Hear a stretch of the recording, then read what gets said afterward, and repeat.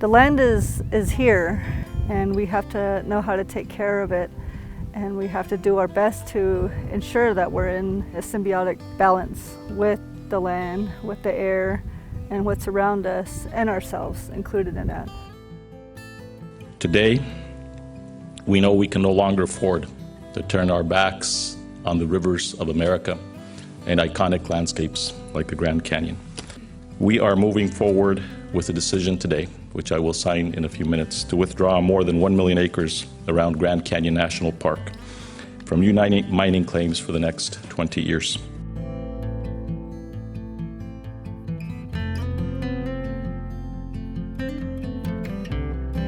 This Tuesday, I and other colleagues will be introducing the Grand Canyon Centennial Protection Act, withdrawing permanently federal land from mining laws, essentially taking the moratorium that's in place now, that was put in place under the Obama administration, and making that mining ban permanent. So we're at Canyon Mine right now, which is about maybe 30 miles from Grand Canyon. They had reached a perch aquifer a couple years ago. You have a lot of water systems that are not known as to where the pathways are. If you were to put a dye in, say, the North Rim, it would pop out somewhere down at the bottom of the Grand Canyon. Same as if you were in Flagstaff and you dropped it in a well there, it would eventually make its way over here to Grand Canyon.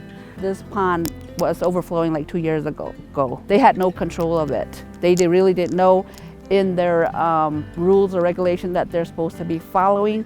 That was not one of the guidelines. Who knows, we might be drinking it right now and we don't know in our village of Supai, because Supai is not far from here, and that's the village that we're trying to protect, because we've known also that our groundwater comes from all up here and flows downstream to our village. The water is our livelihood. We have like 4 beautiful waterfalls in our village, and that's our main economic base. That would be a loss for us, a total loss. For Grand Canyon, the studies that were done show that the way that the aquifers drain towards the canyon or swing around through like Havasu Creek and into the Colorado River, that was a huge factor in terms of restricting further mining or at least putting a hold on it for the 20-year moratorium.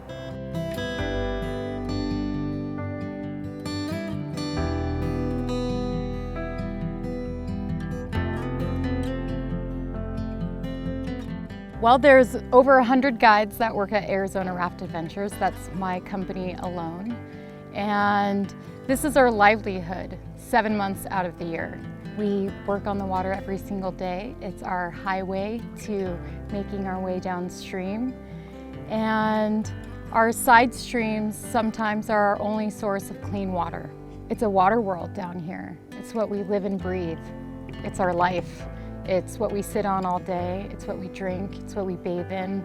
And without a clean source, we would be without jobs, we would be without a tourist industry, a safe tourist industry. Every deer hunter in Arizona, when you ask them where do you want to go deer hunting, they'll say, I want to go to the Kaibab, I want to hunt up on the Arizona Strip. It's a difficult place to draw a tag for and get a permit to hunt up there, but that's what makes it so special. We look at what's best to conserve the heritage of hunting and fishing in this country.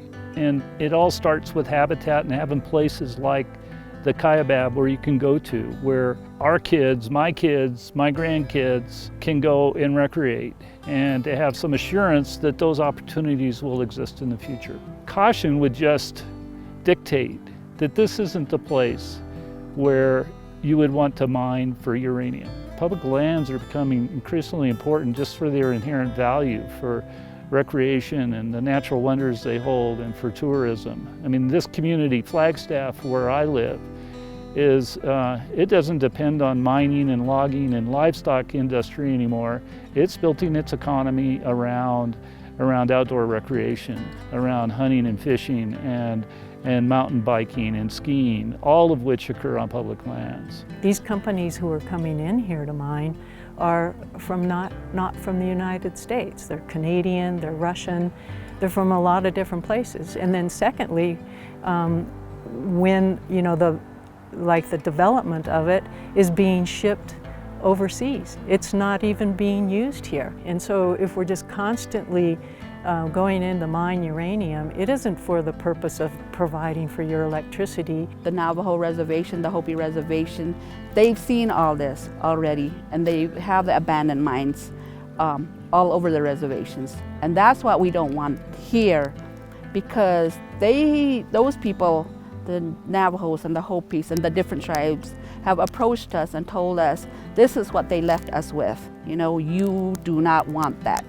So when you have threats like this, or any other threats from mining operations like coal mine or fracking, which is a new thing, you know, it's something that's devastating the land, and it's ruining that symbiotic relationship.